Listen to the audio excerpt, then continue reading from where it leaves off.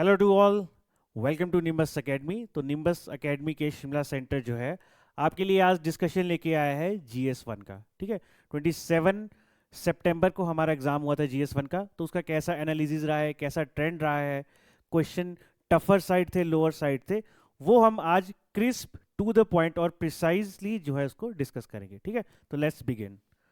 सबसे पहले GS1 में हम सब्जेक्ट वाइज डिस्ट्रीब्यूशन देखते हैं कैसा रहा है, कौन सा सब्जेक्ट ज़्यादा आपका ऑक्युपाई किया, कौन सा कम किया, वो देखेंगे।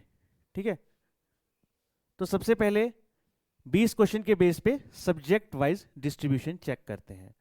तो देखो, अगर यहाँ पे ट्रेंड चेक करें तो सबसे ज़्यादा आपके हिस्ट्री, चाहे वो इंडिया की हो, हिमाचल की हो, जियोग्राफी, इंडिया हिमाचल फिजिकल, और पॉलिटी, गवर्नेंस और सोशल इश्यूज। ठीक है, इसी से आपके जो है यहाँ पे 12 क्वेश्चन बने थे। तो 60% आपका पेपर जो है सिर्फ इन्हीं 3 की एरिया से आया था। ठीक है, यहाँ पे मैं हिमाचल को भी इंक्लूड कर रहा हूँ। तो 60% पेपर इन 3 की एरिया से आया था। बाकी इकोनॉमिक डेवलपमेंट, इकोनॉमी वैसे आपकी GS3 में है, बट इकोनॉमी और डेवलपमेंट का जो एक मिश्रण आप कह सकते हो, वो हमें यहाँ देखने को मिला है। और इस पेपर में इकोनॉमिक एस्पेक्ट्स पे, जैसे हम क्वेश्चन आगे भी देखेंगे, इकोनॉमिक और डेवलपमेंट एस्पेक्ट्स पे यहाँ पे क्वेश्चन पूछे गए थे। ठीक है, तो यहाँ पे 3 क्वेश्चन आए थे। बाकी डिजास्टर से आपके 2 क्वेश्चन, कल्चर, फिलोसफी, रिलीजन से 2 क्वेश्चन थे, और मिसलीनियस आप रख सकते हो, यहाँ पे 1 क्वेश्चन पूछा गया था। ठीक है, तो यहां से क्रक्स यही निकलता है that these three areas occupy the GS1 question paper. ठीक है, नेक्स्ट चलते हैं। तो नेक्स्ट सबसे ज्यादा जो इश्यू मुझे भी सुनने में आया, और साथ में जो स्टूडेंट्स थे, उनके एस्पिरेंट्स थे, उनके बीच भी इशू रहा, वो था कुछ क्वेश्चंस यहाँ पे बहुत ही अलग और अजीब आए थे। ठीक है, तो मॉडर्न हिस्ट्री पढ़ी होगी सबने, बट कुछ क्वेश्चन जो थे HPPSC ने बिल्कुल, आप कह सकते हो, एलियन क्वेश्चन यहाँ पे डाले थे, जो हमारी स्टैंडर्ड बुक्स है, चाहे वो स्पेक्ट्रम है या कोई और है, वहाँ पे भी मेंशन नहीं है। जैसे फर्स्ट क्वेश्चन क्या था, एक द वेरी फर्स्ट क्वेश्चन। तो लोग यहाँ पे अपना पेपर करने गए बहुत एंथुजियाज्म और कॉन्फिडेंस के साथ, लेकिन फर्स्ट क्वेश्चन से ही वो मोरल डाउन करवा दिया HPPSC ने, because they asked alien question, and the question was right a note on की एस्पेक्ट ऑफ वॉल्टर किट हितकारिणी सभा। तो इस क्वेश्चन के बारे में ना किसी ने कभी सुना था, ना समझा था। ठीक है, हालांकि ये एक बहुत इजी क्वेश्चन था। एक और HPPSC ने जो यहाँ पे आप कह सकते हो कि स्टूडेंट्स को आइडिया ना लगे क्वेश्चन किस बारे में है, तो वॉल्टर कृत ये राजपुताना के बारे में था। ठीक है, तो राजपुताना के बारे में था, ये इसका पूरा नाम था। बट यहाँ पे राजपुताना को जानबूझ के स्किप कर दिया गया था, ताकि आइडिया जरा भी ना लग पाए एस्पिरेंट्स को कि क्वेश्चन किसके बारे में पूछा जा रहा है। तो ये क्वेश्चन बेसिकली राजपूत जो थे उनके कोड्स के बारे में था, कि वो कैसे मॉडर्नाइजेशन की तरफ बढ़ सकते हैं, चाइल्ड मैरिज कैसे वहाँ पे कम की जा सकती है। ठीक है, कैसे उनकी एजुकेशन और वो अपने रिसोर्सेज को जो है, जैसे वेडिंग्स पे लेविशली जो है वहाँ पे एक्सपेंड करते थे। तो उस सब के बारे में था कि वो जो राजपूताना कोड्स हैं, मॉरल्स हैं, उनको लिए उनको प्रॉपर कोडिफाई किया जाए। इसीलिए यहाँ पे 1888 में क्या आया था, वॉल्टरकृत हितकारिणी सभा आई थी। ठीक है, तो ये सब इसके बारे में मेंशन था, बट जैसे मैंने बोला, राजपूताना पार्ट को यहाँ पे जानबूझ के स्किप कर दिया गया था। अनदर क्वेश्चन, तो मेरे एक फ्रेंड ने यहाँ पे फर्स्ट क्वेश्चन देखा and he was confused, totally confused कि अब क्या किया जाए। ठीक है, तो rather than doing second, third, fourth, fifth, he jump to 11th question, कि बड़े वाले क्वेश्चन पहले करते हैं, हो सकता है छोटे वाले क्वेश्चन टफ हो, बड़े वाले पहले करते हैं। बट अनफॉर्चुनेटली यहाँ पे 11th क्वेश्चन जब जंप किया गया, तो वो क्वेश्चन क्या आया यहाँ पे, दैट क्वेश्चन वाज अबाउट इवेंजलिसिज्म। ठीक है, इवेंजलिसिज्म के बारे में क्वेश्चन था। तो फर्स्ट क्वेश्चन में भी कंफ्यूजन हुई, 11th पे जंप करना चाहा, वहां भी कंफ्यूजन हुई, तो वहीं से ऐसा लगा कि पेपर जो है थोड़ा सा टफर साइड है। तो इवेंजलिसिज्म यहाँ पे टर्म आपको डिफाइन, एक्सप्लेन करने को कहा गया था, साथ में इसका क्या इम्पैक्ट पड़ा था जो ईस्ट इंडिया कंपनी की गवर्नेंस थी उनकी पॉलिसीज पर। ठीक है, तो यहाँ पे कई लोग इसे एंजलिसिज्म में भी कंफ्यूज हो गए हैं, ओरिएंटलिज्म और एंजलिसिज्म भी टर्म्स यहाँ पे थी जो हमारी बुक्स में भी मेंशन है। ठीक है, तो वो थोड़ी सी रिलेटेड है बट एग्जैक्ट एक्सप्रेशन नहीं है। इवेंजलिज्म का एग्जैक्ट एक्सप्रेशन क्या है? जो क्रिश्चियन मिशनरीज होते हैं उनको इवेंजलिस्ट कहा जाता है, ठीक है। तो वो अपना जो जो उनकी आइडियोलॉजी है या फिर रिलीजन है, रिलीजियस बुक है, उनको स्प्रेड करने का जो पूरा सिस्टम है, दैट इज योर इवेंजलिज्म। अब इस टर्म में क्या था? पहली बात ये कि इस पूरे जो सिस्टम है इवेंजलिज्म का, इसमें बाइबल को सेंट्रल पॉइंट पे रखा जाता है, ठीक है। साथ में जो गवर्नमेंट की पॉलिसीज होती है वो भी रिलीजियन के कंटेक्स्ट में बनाई जाती है। तो इवेंजलिज्म में सबसे पहले जो इवेंजलिस्ट थे उन्होंने ब्रिटेन में ये कहा कि क्योंकि हम इंडिया में थोड़ा सा क्रिश्चियनिटी को पुश करना चाहते हैं, so it will be better कि हम वहाँ पे ऐसा गवर्नर जनरल लाएं, ठीक है, ऐसे ऐसे लीडरशिप लाएं जो इंडिया में क्रिश्चियनिटी को सपोर्ट करे और प्रमोट करे। इसीलिए वहाँ पे विलियम बेंटिक जो है उनको अपॉइंट किया गया था 1828 में। तो जो सती सिस्टम था, जो एक्ट भी आई थी सती सिस्टम को बैन करने की, वो भी कहीं ना कहीं इस इवेंजलिसिज्म सिस्टम के द्वारा ही लाई गई थी, ठीक है। तो जो चीज़ें बाइबल के कंटेक्स्ट में परव्यू में नहीं आती, उसको सोशल रिलीजियस फॉर्म के अंडर जो है इंडिया में भी पुश करने की कोशिश की गई थी। तो ये चीज़ें पूछी गई थी। बाकी भी यहाँ पे आप एजुकेशन का भी मेंशन कर सकते थे, एडमिनिस्ट्रेशन का भी मेंशन कर सकते थे। तो बहुत सारी चीज़ें थी जो आप इवेंजलिज्म की पॉलिसीज ईस्ट इंडियन ने कैसे अपनाई उसके बारे में यहाँ पे लिख सकते थे, ठीक है। तो ये दो क्वेश्चन थोड़े से टफ साइड थे। बाकी यहाँ पे क्वेश्चन क्या आया था, पूछा गया था इंसिडेंट्स स्टैम्पेड्स के, स्टैम्पेड के इंसिडेंट्स पूछे गए थे और अलग अलग सोशल सिचुएशंस में। अब ये क्वेश्चन कहाँ से आया है? तो देखो, ये क्वेश्चन आपके इसलिए था क्योंकि ये बहुत ज़्यादा फ्रिक्वेंटली न्यूज़ में भी था। इवन अगर आप तैयारी ना भी कर रहे हो तब भी आपको ये फ्रिक्वेंटली, ठीक है, न्यूज़ में देखने को मिलता था। तो ये डिराइव था आपका आरसीबी की जो विक्ट्री हुई थी आईपीएल में, ठीक है। तो वो वहां पे उसको सेलिब्रेट कर रहे थे बेंगलुरु में, तो वहां पे स्टैम्पेड की वजह से, बहुत भीड़ की वजह से जो है लोग मारे गए थे। Second was your, second derive था ये अल्लू अर्जुन से। तो अल्लू अर्जुन भी आई थिंक यूपी या बिहार गए थे अपनी मूवी पुष्पा की शूटिंग के लिए। तो वहां भी भीड़ ज़्यादा हो गई, स्टैम्पेड हो गया था, इसके लिए उनको पुलिस भी ले गई थी, 1 या 2 दिन शायद जेल भी रहना पड़ा था। ये भी यहाँ पे इशू हो गया था, ठीक है। तो ये दो आपके की इश्यूज थे जो बहुत ज़्यादा न्यूज़ में थे, सोशल मीडिया पे लोग इसके बारे में डिस्कस कर रहे थे। इसीलिए डिजास्टर मैनेजमेंट के अंडर इस क्वेश्चन को पूछा गया था। क्वेश्चन वाज इजी, ठीक है, बट यही था कि रिसेंटली जो इंसिडेंट्स हुए वहां से आप डिराइव कर सकते थे पॉइंट्स कि कैसे मिसमैनेजमेंट है, एडमिनिस्ट्रेशन प्रॉपर नहीं है, ठीक है, लॉ एंड ऑर्डर इतना प्रॉपर नहीं है, क्या क्या स्टेप्स अपनाए जा सकते हैं, लोग कैसे वर्चुअली और डिजिटली अपने आइडियल्स को सेलिब्रेट करते हैं रेदर देन कि वो फिजिकली उनको देखें, ठीक है। तो वो सब पॉइंट्स यहाँ पे आ जाने थे। And this question, that resource rich regions of India are poor in terms of development। तो ये स्टेटमेंट भी एग्जामिन करने को कही गई थी। कई लोग इसमें इसमें इस क्वेश्चन में भी थोड़ी सी दिक्कत आई एंड दे वर सेइंग कि सर ये क्वेश्चन थोड़ा सा डिकोड नहीं हो पाया। तो मैं ये बता दूं, ये क्वेश्चन पहले से जो है यूपीएससी भी ऑलरेडी पूछ चुका है। The question was based on the region जो आपके उड़ीसा है, ठीक है, झारखंड है, इन एरिया से ये क्वेश्चन आए थे। तो कहने का मतलब था यहां पे एक टर्म भी यूज की जाती है, रिसोर्स कर्स, ठीक है। अब इस रिसोर्स कर्स का क्या मतलब होता है कि जिस जगह रिसोर्स या फिर रॉ फॉर्म में कुछ मिनरल रिसोर्स बहुत ज़्यादा होते हैं, बहुत ज़्यादा होते हैं, वहां पे डेवलपमेंट ज़्यादा नहीं हो पाती। अब उसका इसलिए इसको कीवर्ड दिया गया है रिसोर्स कर्स।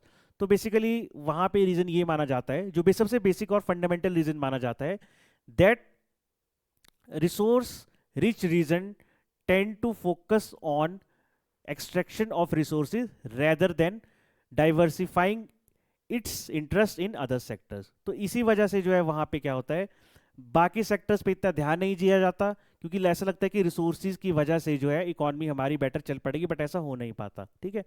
तो आपको बेसिकली ये बताना था कि उड़ीसा, झारखंड जैसे रीजन है, छत्तीसगढ़ है, यहाँ पे आपको अबंडेंस में जो है रॉ मटेरियल मिलता है, ठीक है, मिनरल्स मिलते हैं, हम ज्योग्राफी में भी पढ़ते हैं। लेकिन तब भी उसके बावजूद भी ये जगह डेवलप नहीं हो पाई है। तो उसके रीजन क्या है?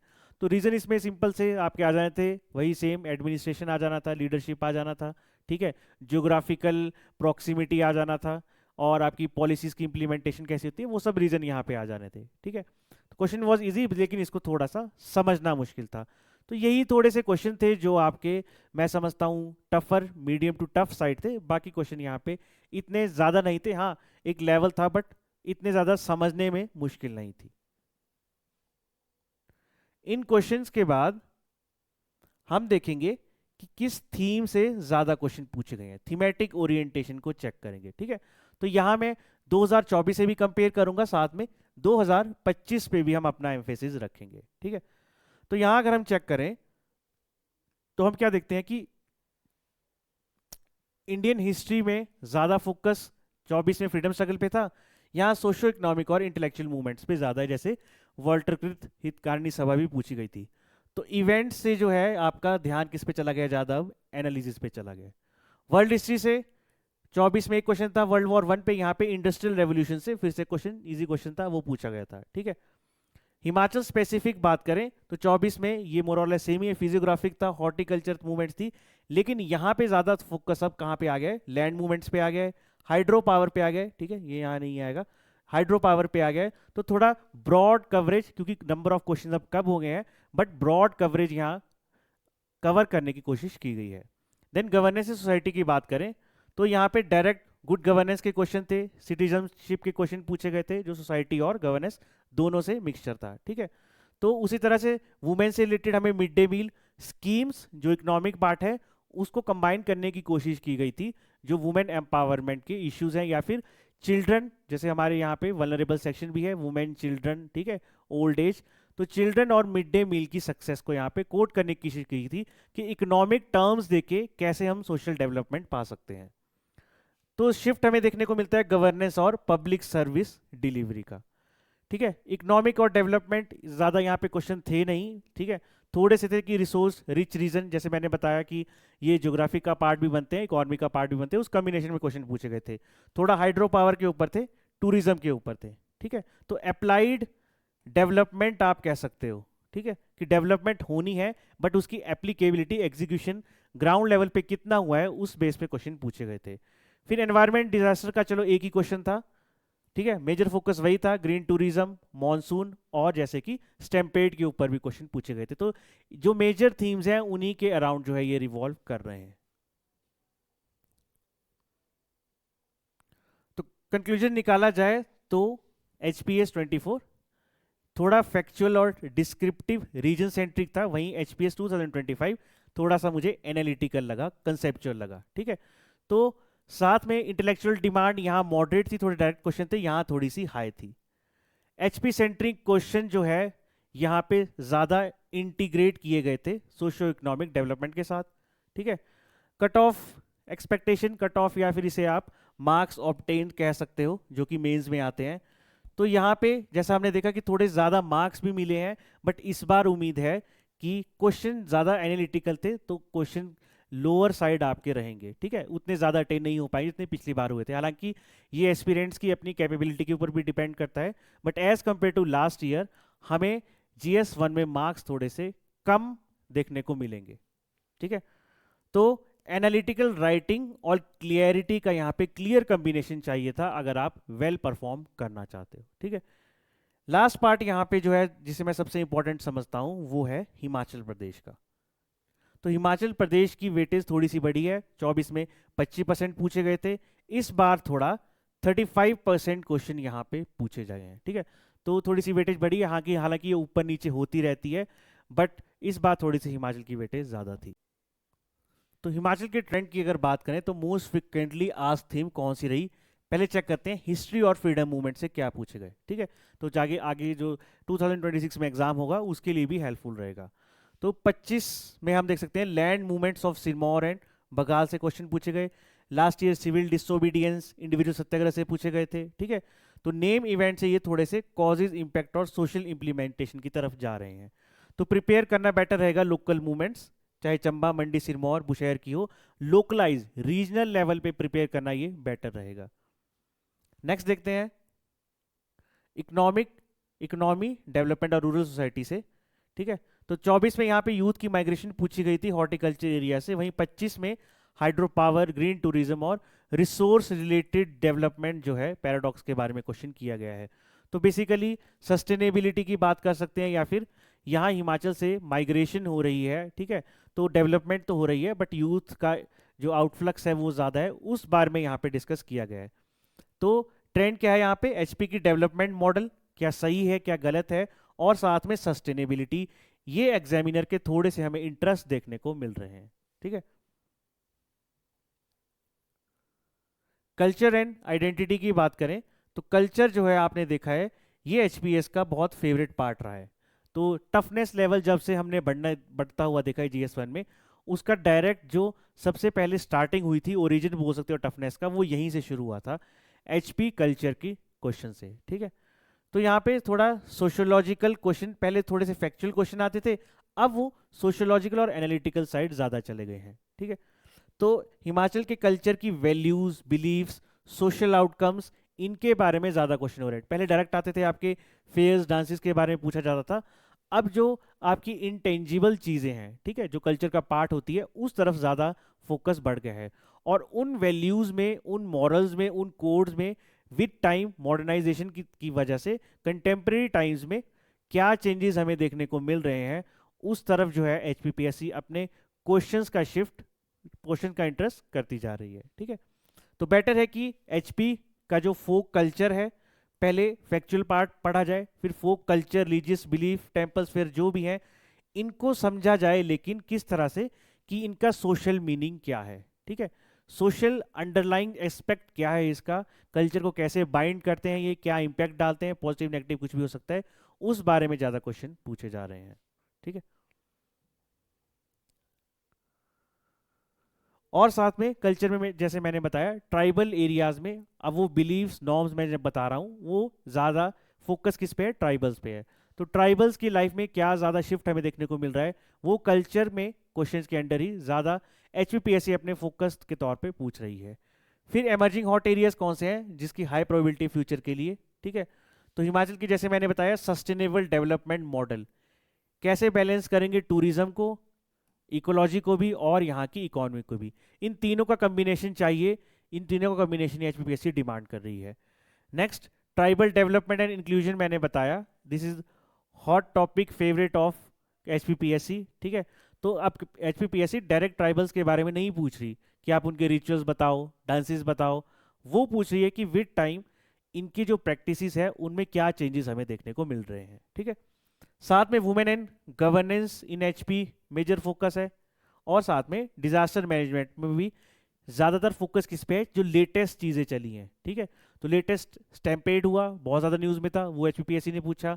तो उम्मीद है आगे हिमाचल में भी लैंडस्लाइड, ठीक है, या फिर road construction, sustainability versus development, इस तरफ जो है ज़्यादा फोकस हमें देखने को मिलेगा, ठीक है। तो बेटर है कि एचपी के लिए सबसे बेस्ट आप ये तैयार कीजिए कि जो हमारा ट्रेडिशंस है वो कैसे इरोड होता जा रहा है, ठीक है। हमारे ट्रेडिशन कल्चर, पॉजिटिव नेगेटिव दोनों साइड, क्या चेंजेस आ रहे हैं, क्या वो इरोड होता जा रहा है, कौन सी प्रैक्टिस जो बहुत पॉजिटिव थी हमें आगे कैरी करनी चाहिए थी, नहीं कर रहे हैं हम, या फिर कौन सी ऐसी थी जो बहुत नेगेटिव है, हम ऑलरेडी कैरी कर रहे हैं बट हमें नहीं करनी चाहिए। तो ट्रेडिशन, इनका इरोजन, साथ में अर्बन माइग्रेशन, हिमाचल में अर्बन यूथ सारा बाहर माइग्रेट क्यों कर रहा है, यहाँ पे डेवलपमेंट के एस्पेक्ट्स क्या हैं, साथ में एनवायरमेंट अवेयरनेस भी। तो आप देख सकते हो कि एचपीपीएससी आपसे बैलेंस की मांग कर रहा है। एचपीपीएससी चाहता है कि आप इकोलॉजी और जो सस्टेनेबिलिटी का एस्पेक्ट है उसका भी ध्यान रखें, साथ में यहाँ पे जो डेवलपमेंट हो रही है या यूथ यहाँ से बाहर जा रहा है, अनएम्प्लॉयमेंट है, ठीक है, उसकी तरफ भी ध्यान दिया जाए। उन दोनों चीज़ों को कैसे कंबाइन करते हुए एचपी हिमाचल प्रदेश प्रॉस्पेरिटी की तरफ बढ़ सकता है, वो यहाँ पे एग्जामिनर आपसे जाना चाह रहा है, ठीक है। तो ये जीएस 1 का थोड़ा सा एनालिसिस था, तो थोड़ा सा मुझे ये टफर से साइड लगा as compare to last year. तो मार्क्स जो है मैंने बताया एक्सपीरियंस की कैपेबिलिटी पे डिपेंड है, बट ओवरऑल एवरेज मार्क्स थोड़े से यहाँ पे कम हमको देखने को मिल सकते हैं, ठीक है। तो यहाँ पे ये था एनालिसिस जीएस 1 का, जीएस 2 और जीएस 3 के एनालिसिस भी आपको देखने को मिलेंगे, ठीक है। तो thank you and keep studying. I hope आगे भी आपको कोई हेल्प चाहिए हो, you can contact nimbus academy in its Shimla centre. Thank you so much.